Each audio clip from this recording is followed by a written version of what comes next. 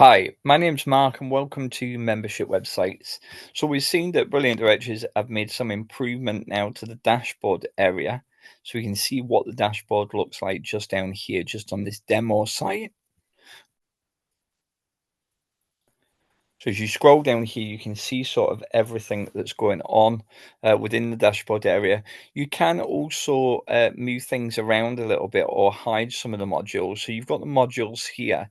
So you could hide some of the features if you don't want to see any of them features being displayed on your homepage. You can hide whatever you want. So that's a great feature. You can also order things as well, so you can move things about. So you might want to move, for example, this section to here and this section to here instead. You can also have the graph showing on the left over the graph on the right.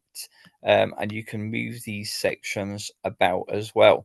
You can move the whole sections up and down using the small navigation arrows as well, so that they appear displayed differently as well. So these are really great tools to be able to pick what it is you want displayed within your dashboard area, and how you want it to be displayed as well.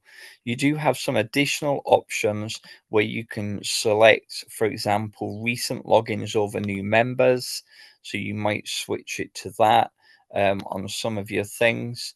You do have some other settings on some of your graphs where you can display this over a month or over year to date and stuff like that as well. So there are several different options for display that you can select and change and swap between. So I hope you found that video useful, and thanks for watching.